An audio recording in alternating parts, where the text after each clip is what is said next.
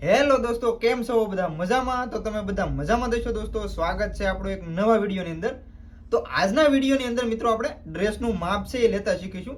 આમ જોઈએ તો આપણે ડ્રેસનું માપ બે પ્રકારે લેતા હોઈએ છીએ. એક તો આપણે શરીરનું માપ લઈ અને આપણે ડ્રેસનું કટિંગ કરતા હોઈએ છીએ. તો આપણી પાસે આજે તૈયાર ડ્રેસ છે, તો આજે આપણે તૈયાર ડ્રેસ પરથી ડ્રેસનું માપ લેતા હું તમને શીખવાડીશ. જે પરફેક્ટ રીતે દોસ્તો આપણે ફિટિંગ છે એ કઈ રીતે આવશે. તો આજના વિડીયોની અંદર હું તમને ડ્રેસના માપ પરથી તે ડ્રેસનું પરફેક્ટ રીતે માપ એ ટુ ઝેડ વસ્તુનું માપ લઈ અને તમને બતાવીશ. હવે આપણે ડ્રેસનું માપ લઈશું. ડ્રેસના માપ લેવા માટે તો આપણો જે માપનો ડ્રેસ છે એ આપણે લઈ લીધો છે અને આને આપણે વ્યવસ્થિત પ્રેસ કરી અને આપણે આ રીતે વ્યવસ્થિત પ્રેસ મારી લીધી છે. હવે આપણે ડ્રેસનું માપ લઈશું. તો ડ્રેસના માપ લેતા પહેલા આપણે આટલી વસ્તુ છે એ લખી લેવાની છે કાગળની અંદર. લંબાઈ, શોલ્ડર, ચેસ્ટ, કમર, હિપ, કટ, સ્લીવ અને આર્મહોલ. તો આટલી વસ્તુ છે એ આપણે એક કાગળની અંદર સૌથી પહેલા તો લખી લેવાની છે. હવે આપણો જે ડ્રેસ છે માપનો, તો હવે આપણે આ ડ્રેસના માપને આ રીતે વ્યવસ્થિત કરી ઇસ્ત્રી મારીને આપણે આ રીતે લઈ લીધો છે. હવે સૌથી પહેલા તો આપણે લંબાઈનું માપ લેવાનું છે. તો લંબાઈનું માપ લેવા માટે તો આપણો જે શોલ્ડર છે, તો શોલ્ડરના જોઈન્ટેથી આપણે નીચેનો કટ છે તો ત્યાં સુધી આપણે આ રીતે માપ લઈ લેવાનું છે. તો કે આપણું 42 ઇંચ. હવે આપણે 42 ઇંચ છે, તો હવે આપણે અલગ કાગળની અંદર જ્યાં લખ્યું છે ત્યાં આપણે આ રીતે લખતા જઈશું. તો કે 42 ઇંચ. રિયલમાં તો મિત્રો જ્યારે આપણે શરીરના માપ પરથી લેતા હોય ત્યારે આપણે વધારે અનુકૂળ હોય છે, પણ કોઈ સંજોગોમાં આપણી પાસે એ માપ ન હોય તો આપણે આ રીતે માપ લેતા હું તમને શીખવાડીશ. તો આ રીતે આપણે સૌથી પહેલા તો લંબાઈનું માપ છે એ આપણે લઈ લેવાનું છે. તો લંબાઈનું માપ આ રીતે આપણે 42 ઇંચ છે આ માપની અંદર, તો આપણે 42 ઇંચ લઈ લીધું છે. હવે આપણે શોલ્ડરનું માપ લેવાનું છે. તો શોલ્ડરના માપ લેવા માટે તો હંમેશા આપણે શોલ્ડર છે એ આ રીતે લેતા હોઈએ છીએ. તો અહીંયાથી આપણે જે સ્લીવનો જોઈન્ટ છે ત્યાંથી લઈ અને આપણે બીજો સ્લીવનો જોઈન્ટ છે ત્યાં સુધીનું માપ આપણે આ રીતે લેવાનું છે. તો આ રીતે આપણે, તો કે આની અંદર છે આપણું 14 ઇંચનું શોલ્ડર છે. તો હવે આપણે શોલ્ડર છે એ 14 ઇંચનું છે, તો આપણે 14 ઇંચ લખી લઈશું. અને આ જે કંઈ આપણે માપ લઈ રહ્યા છીએ એ આપણું તૈયાર માપ છે. જ્યારે આપણે આની અંદર કટિંગ કરીએ ત્યારે આની અંદર આપણે સિલાઈનું માર્જિન છે એ એડ કરવાનું હોય છે, એની આપણે ખાસ નોંધ લઈશું. તો આ રીતે આપણે લંબાઈ અને શોલ્ડરનું માપ છે લઈ લીધું છે. હવે આપણે ચેસ્ટનું માપ લઈશું. તો ચેસ્ટનું માપ લેવા માટે તો હવે આપણે આ બંને જે સાઈડનું ફિટિંગ કરેલું છે તો ત્યાંથી આપણે આ રીતે માપ છે એ લેવાનું છે. તો કે આની અંદર છે મિત્રો આપણું 19, એટલે કે 19 દુને 38. તો આપણી ચેસ્ટ છે એ આની અંદર 38 છે. તો આ રીતે આપણી ચેસ્ટ છે એ 38 છે. મેં તમને આગળ કીધું એ પ્રમાણે કે આ માપ જે આપણે લઈ રહ્યા છીએ એ આપણું તૈયાર માપ છે. જ્યારે આપણે આની અંદર કટિંગ કરીશું ત્યારે આની અંદર આપણે સિલાઈનું માર્જિન છે એ આપણે પ્લસ કરવાનું છે. હવે આપણે કમરનું માપ લઈશું. તો કમરના માપ લેવા માટે તો આપણે સૌથી પહેલા આપણું શોલ્ડરનો જોઈન્ટ છે તો ત્યાંથી આપણે આ રીતે 15 ઇંચ છે. તો અહીંયા આપણું 15 ઇંચ છે, તો અહીંયા આપણે 15 ઇંચથી આપણે કમરનું માપ લેવાનું છે. તો અહીંયાથી આપણે કમરનું માપ લઈશું. તો કે કમર છે આની આપણે અંદર 17.5 એટલે કે 35 ઇંચ. તો આપણે અહીંયા 35 ઇંચની કમર છે લખી લઈશું. તો આ રીતે હવે આપણે હિપનું માપ લેવાનું છે.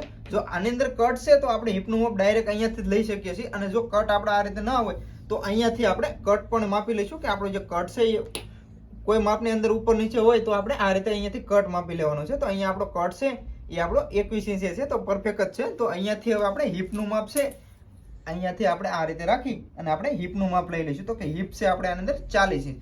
આપણે આ સિંગલ ભાગ માપી રહ્યા છીએ એટલે આપણે ફૂલ જે હિપ છે એ આપણે 40 ઇંચ છે. તો અહીંયા આપણે 40 ઇંચ લખી લઈશું. તો આ રીતે આપણું માપ છે એ લઈ લેવાનું છે.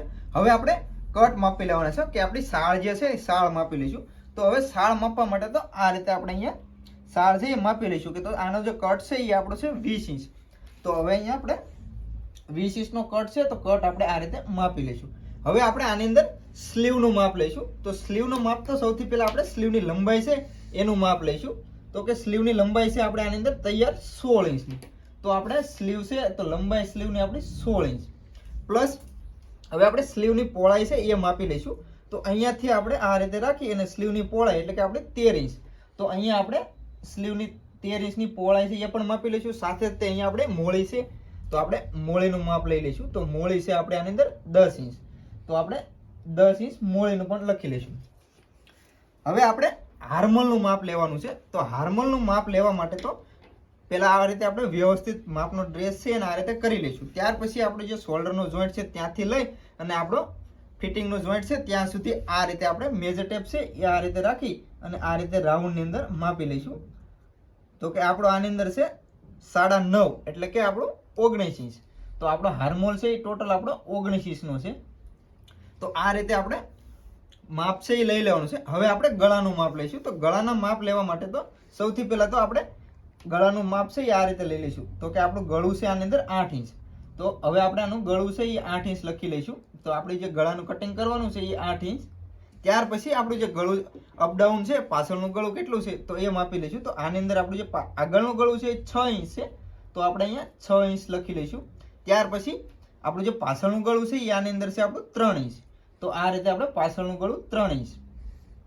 તો આ રીતે આપણા માપ છે ડ્રેસનું એ આ રીતે લઈ લેવાનું છે. ખાસ કરીને મિત્રો આપણે જ્યારે પણ ડ્રેસનું માપ લઈએ ત્યારે આપણે હંમેશા એક આગ્રહ રાખવાનો કે આપણે જ્યારે પણ ડ્રેસનું માપ લેતા હોય ત્યારે એક વસ્તુ કે આપણે જો બની શકે તો આપણે શરીરનું માપ લઈ અને તે કટિંગ કરીશું, માપ લઈશું, જેથી કરીને આપણું કટિંગ છે એ પરફેક્ટ રીતે અને આપણો ડ્રેસ છે એ પરફેક્ટ રીતે આપણું ફિટિંગની અંદર બેસી જાય. જો એ રીતે ન હોય તો મેં તમને આ રીતે શીખવાડ્યું કે આપણે ડ્રેસ છે અને વ્યવસ્થિત ઇસ્ત્રી કરી અને આપણે વ્યવસ્થિત પાથરી લેવાનું છે. ત્યાર પછી આપણે આ રીતે માપ લઈ લેવાના છે. તો આજના વિડીયોમાં આપણે ડ્રેસનું માપ છે એ માપના ડ્રેસ પરથી જ આપણે માપ લેતા શીખ્યા. તો આજનો આ વિડીયો છે એ તમને કેવો લાગ્યો ખાસ કરીને કોમેન્ટમાં જણાવજો. વિડીયો પસંદ આવ્યો હોય મિત્રો તો લાઈક કરજો, શેર કરજો અને હા, ચેનલ ઉપર પહેલી વાર આવ્યો હોય તો ચેનલને સબસ્ક્રાઇબ પણ જરૂરથી કરી લેજો. અને તમારે કોઈ પણ જાતનું કટિંગ છે, સિલાઈ છે, કોઈ શીખવું હોય તો મને કોમેન્ટ કરજો, તો આપણે એના ઉપર પણ વિડીયો બનાવીશું. તો આજના વિડીયોમાં મિત્રો આટલું જ. તે મળી એક નવા વિડીયોમાં. ત્યાં સુધી બધાને જય માતાજી, બાપા સીતારામ.